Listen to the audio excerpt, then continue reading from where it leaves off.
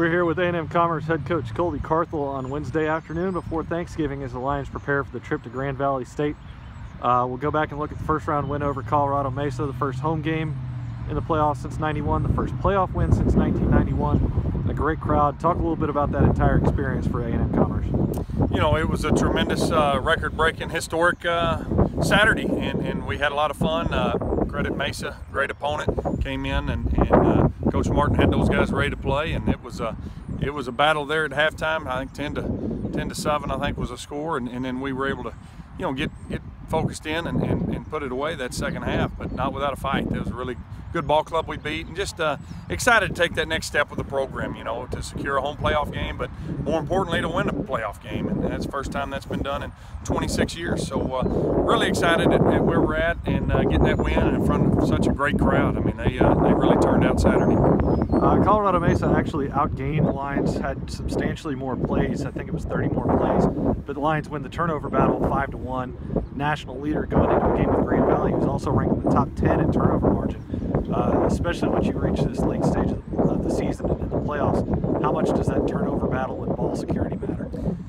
You know, it matters in every single game you play, and that's why we put such an emphasis on it. And we've been, you know, a national leader in that category quite a bit recently. So our guys understand the importance of it. Now, when you go up against a team like Grand Valley, it almost neutralizes. It'll still come down to turnovers, but they're going to do a good job taking care of it and working hard to create them. So two really good teams there. So I think it'll be a pretty even match when it comes to that.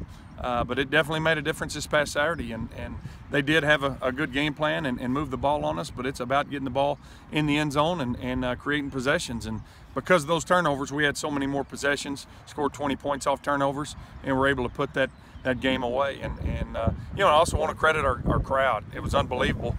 I've been a part of a lot of playoff games, and I told our guys before it's going to be kind of depressing because nobody ever shows up for playoff games. They hadn't in the past, and places I've been. But here it was unbelievable to have nearly the same size crowd in a playoff game as we had in the regular season.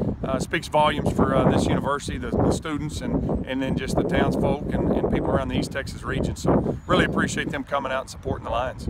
Looking ahead to the Grand Valley game, we're talking on Wednesday afternoon. We'll practice again on Thanksgiving morning tomorrow. Probably a different experience for some of these kids. How great is it to be practicing on a holiday like that?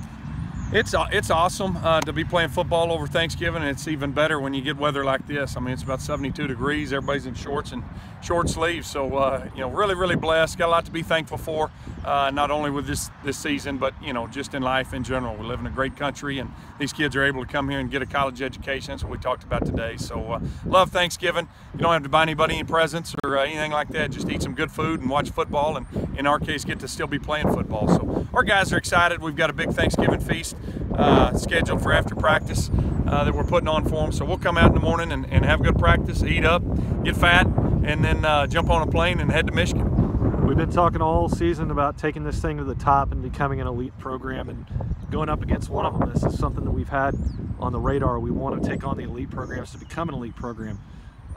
What does Grand Valley have on the table that we'll see on Saturday?